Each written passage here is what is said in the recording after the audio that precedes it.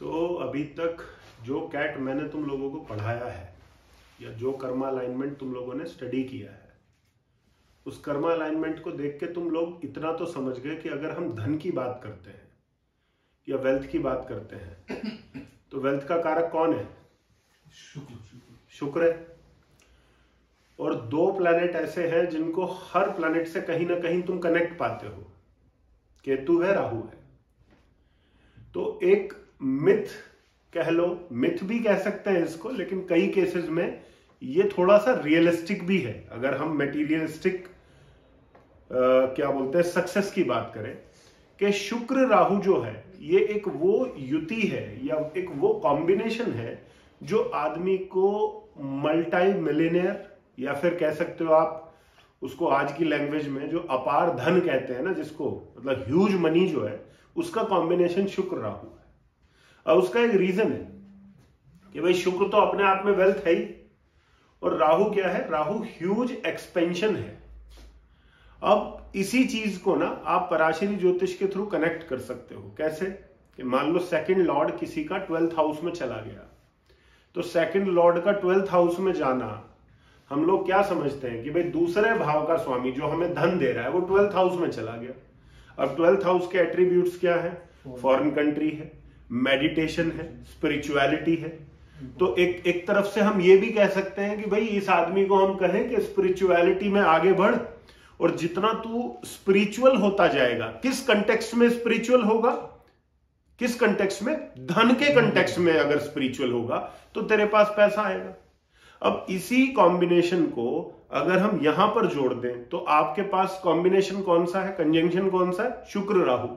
अब शुक्र राहु वाले व्यक्ति को हम ये बिल्कुल भी नहीं कह सकते कि भाई तुम स्पिरिचुअल हो जाओ, क्योंकि राहु का स्पिरिचुअलिटी से कोई लेना देना नहीं है।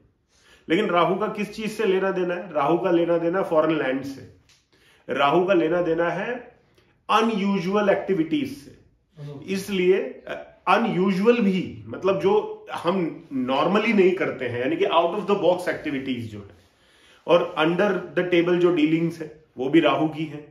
इसलिए आपको किसी की भी कुंडली में शुक्र राहु का कॉम्बिनेशन मिले, यानी कि ट्राइन में शुक्र राहु है या शुक्र से नेक्स्ट हाउस में राहु है या कह लीजिए 12th में भी राहु है, तो ये कहीं ना कहीं व्यक्ति को अपार धन देने का एक योग बनाते हैं। लेकिन यहां पर आपको राहु को साधना बड़ा जरूरी है। अब अनएथिकली तो राहु को आप बहुत तरीके से साध सकते हो। आप कोई अनएथिकल एक्टिविटी करोगे तब भी पैसा आ जाएगा शुक्र राहु में। आप स्मगलिंग कर रहे हो, आप अंडर द टेबल डीलिंग कर रहे हो, तो शुक्र राहु आपको बहुत धन दे देगा।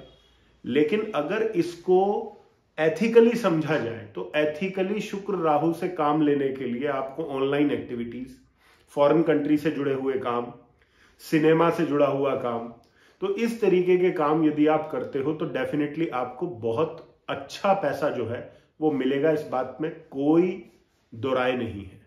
और एक चीज और बताता हूं, जैसे हमने एक दिन उसका एग्जाम्पल लिया था एक व्यक्ति का जिसको बहुत पैसे का तकलीफ था, उसके 50-60 लाख के अराउंड जो है वो फंस गए थे, और मेरे ख्याल से 5 या 6 दिन के अंदर उसने 12-15 लाख अपने रिकवर कर लिए थे।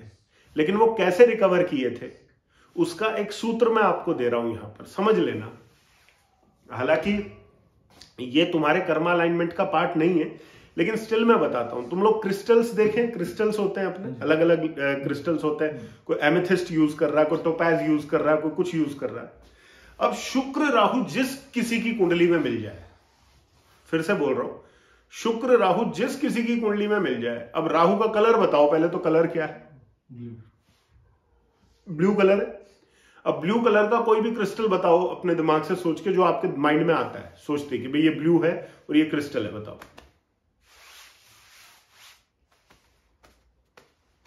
अरे इतना सोचने की जरूरत नहीं। एमेथिस्ट है, नहीं है?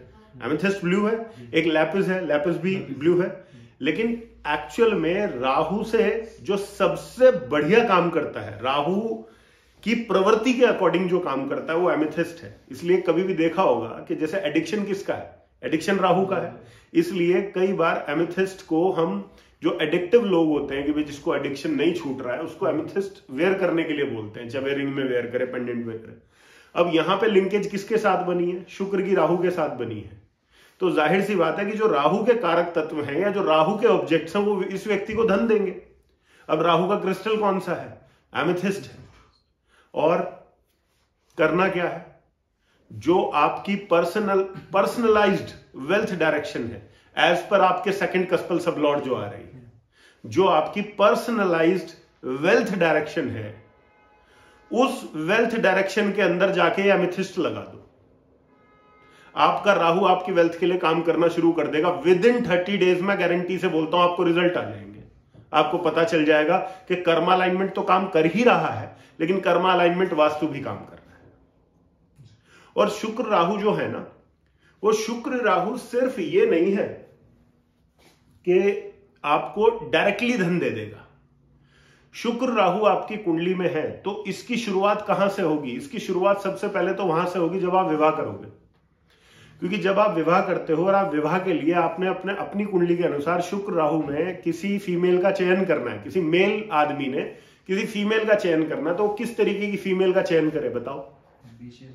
जो एम्बिशियस हो, जो करियर ओरिएंटेड हो। और यहां पे एम्बिशियस का मतलब ये नहीं है, राहु को यहां नेगेटिव में मत लेना, क्योंकि अगर वो नेगेटिव राहु का चयन कर लिया ना तो फिर जीना हराम हो जाएगा। क्यों? क्योंकि यहां पर जो वाइफ होगी ना, वो कुछ अनएथिकल एक्टिविटीज, सस्पिशियस एक्टिविटीज के अंदर जा सकती है। तो यहां पर आपको यह देखना है कि वो एम्बिशियस है, लेकिन राइट वे में एम्बिशियस है, जो आगे बढ़ने की बात करती है, जो आपको भी मोटिवेट करे कि आप भी बढ़ो और खुद भी मोटिवेट रहे कि भाई मुझे भी बढ़ना है। तो that is the correct explanation of Venus Rahu. But यहां पर वीनस राहु अकेले काम नहीं करता है, याद रखना कभी भी, क्योंकि जब हम कर्मा अलाइनमेंट में किसी भी युति को स्टडी करते हैं तो उस युति के अंदर सिर्फ वो 2 प्लैनेट काम नहीं करते, उसके साथ में कुछ और प्लैनेट भी साथ लग के काम करते हैं। जैसे कि मान लो शुक्र राहु की युति में बृहस्पति भी इन्वॉल्व हो गया, जुपिटर भी इन्वॉल्व हो गया, तो अब वो क्या करेगा? वो इस शुक्र राहु की युति को ना और स्ट्रेंथन कर देगा। यानी कि आदमी को जो पैसा मिलने की जो प्रबलता है ना, वो बहुत बढ़ गई। क्योंकि बृहस्पति क्या है? बृहस्पति जीव है। शुक्र क्या है? शुक्र धन है। राहु क्या है? राहु अपार है। तो यहां पर यह भी एक इंडिकेशन आता है कि इस व्यक्ति के पास अपार धन आएगा ही आएगा। अब वो कब आएगा, कैसे आएगा, वो एक अलग ऑल टुगेदर एक डिफरेंट कंसेप्ट है, बट एक प्रॉमिस तो है ना आपके पास कि अपार धन आएगा। अब सैटर्न वीनस राहु, अब सैटर्न वीनस राहु को लेकर एक बात को समझ लो। इस दुनिया में अगर आप टॉप 10 रिचेस्ट लोगों की कुंडलियां उठा लो तो आपको उनको टॉप 10 रिचेस्ट लोगों की कुंडली में आपको सैटर्न वीनस राहु का योग मिलेगा। क्योंकि सैटर्न वीनस अपने आप में बहुत बड़ा धन योग है। क्योंकि ये क्या दिखा रहा है? ये दिखा रहा है कि जो काम आप करोगे उस काम से आपको पैसा आएगा। लेकिन साथ में और कौन कनेक्ट हो गया? राहु कनेक्ट हो गया। यानी कि अपने कर्म से जो आप पैसा कमाओगे उस पैसे का लेवल कितना होगा? बहुत बड़ा होगा, अपार होगा। इसलिए सैटर्न वीनस राहु, आप बिल गेट्स की कुंडली उठाओगे सैटर्न वीनस राहु मिलेगा। आप एलोन मस्क की कुंडली उठाओगे सैटर्न वीनस राहु मिलेगा। आप जैक मा की कुंडली उठाओगे सैटर्न वीनस राहु मिलेगा। मतलब जिस व्यक्ति की कुंडली आप देख लो और उसकी कुंडली में सैटर्न वीनस राहु का कॉम्बिनेशन देख लो तो, और आपके समक्ष वो व्यक्ति बैठा है, तो समझ लो कोई नॉर्मल व्यक्ति नहीं बैठा। लेकिन प्रॉब्लम सबसे बड़ी क्या है, जिसको मैं हमेशा हाईलाइट करता आया हूं और आगे तक मैं हाईलाइट करता रहूंगा, और यही सब एस्ट्रोलॉजर्स की प्रॉब्लम बनी हुई है कि ये ऐसा क्यों कह रहा है। क्योंकि मैं बोल रहा हूं कि जिस व्यक्ति की कुंडली में सैटर्न वीनस राहु का कॉम्बिनेशन बन गया, उस व्यक्ति के पास एक मिलियनेयर, बिलियनेयर, ट्रिलियनेयर बनने का जो है वो पावर मौजूद है। लेकिन अब प्रॉब्लम क्या है कि पहला तो ये कि वो खुद एक्सेप्ट करे कि हाँ भाई मैं कुछ कर सकता हूं या नहीं कर सकता। क्योंकि पहले तो उसका दिमाग आधा यही सुन सुन के ठस हो चुका है कि तेरी तो कुंडली में 8 बहुत है, तेरी कुंडली में तो 12 बहुत है, तेरी कुंडली में तो 5 बहुत है। क्योंकि तुम लोग ये बहुत बेहतर तरीके से जानते हो कि जब सैटर्न की स्ट्रिंग तुम बनाओगे और वहां पर किसी तरीके की कोई नेगेटिविटी इन्वॉल्व हो जाएगी तो सबसे पहले तुम किसका इलाज करोगे? तुम्हें सैटर्न का इलाज करना है? नहीं। तुम्हें वीनस का इलाज करना? नहीं। तुम किसका इलाज करोगे? तुम उस नेगेटिविटी का इलाज करोगे जो उस स्ट्रिंग के अंदर बन के आ रही है। वो जिस दिन बैलेंस हो गई, उस व्यक्ति को खुद नहीं समझ में आएगा कि वो रातों रात किस तरीके से जो है वो बुलंदी के शिखर पर पहुंच गया। तो ये जो कॉम्बिनेशन है सैटर्न वीनस राहु का, ये एक छोटा कॉम्बिनेशन नहीं है, इस बात को याद रखना। This is one of the best combination one can have in his और हर चार्ट। अब क्योंकि हम बात कर रहे हैं किसकी, वीनस राहु की। अब एक बात हमेशा याद रखना, आप जब कभी वीनस राहु की कुंडली देखो तो एक बात को समझ जाना, इस व्यक्ति के जीवन में अपार धन कमाने का योग है कि नहीं, यह बात समझ में आई। अब मुझे बताना, मैं तुम लोगों से एक सवाल करता हूं बड़ा सिंपल, अपार धन को गंवाने का योग किस आदमी की कुंडली में रहेगा, वीनस राहु। समझ रहे हो बात को भाई, अपार गवाएगा कौन, जो अपार कमाएगा। तो अपार कमाएगा कौन, वीनस राहु। अपार गवाएगा कौन, वीनस राहु। अब गवाएगा कैसे, अब यह भी समझ लो कि वीनस राहु के साथ में और कौन कौन से ब्रेकर्स आ सकते हैं, या तो मून आ सकता है, मार्स आ सकता है, केतु तो आएगा नहीं भाई, राहु के साथ केतु तो कनेक्ट नहीं होगा। तो मान लो किसी की कुंडली में आपको कॉम्बिनेशन मिला क्या, वीनस राहु के साथ चंद्रमा मिला, ठीक। तो चंद्रमा जो है ना, वो किस चीज का कारक है, चीटिंग का है, ब्लेम्स का है, फ्रॉड का है, एडल्ट्री का है। अब इसका मतलब क्या है कि आपको अगर वीनस मून राहु किसी की कुंडली में मिल गया ना, तो उस आदमी के साथ जीवन में दो बातें 100 नहीं 1000% होंगी। या तो वो लोगों को चीट कर करके अपना पैसा भर देगा, या एक टाइम पर, और जाहिर सी बात है वो अगर ऐसा कर रहा है ना, तो एक टाइम ऐसा आएगा कि उसका पैसा भी चीट हो जाएगा। क्योंकि जिसने चीट किया भाई, जो यूनिवर्स को गया है आपकी तरफ से, वो रिटर्न होके भी तो आपके पास ही आएगा, वो किसी और के पास नहीं जाएगा। तो वीनस मून राहु क्या है, ये वो योग है जो चीटिंग के जरिए आपका बहुत बड़ा पैसा जो है वो डलवा देता है। अब ऐसे ही एक योग है वीनस मार्स राहु का। अब वीनस मार्स राहु कहने को तो जो बहुत बड़े बड़े प्रॉपर्टी ओनर्स रहते हैं, प्रॉपर्टी ओनर्स जिनके पास अकूत लैंड होती है, मतलब इतनी लैंड होती है उनको पता ही नहीं होता कि तुम कितनी लैंड पोजेस कर रहे हो। क्यों, शुक्र राहु बड़ा धन है, मंगल क्या है, मंगल जमीन है। तो ऐसे आदमी के पास छोटी मोटी जमीनें तो मिलेंगी नहीं, बहुत बहुत जमीन मिलेंगी, बहुत प्रॉपर्टीज मिलेंगी।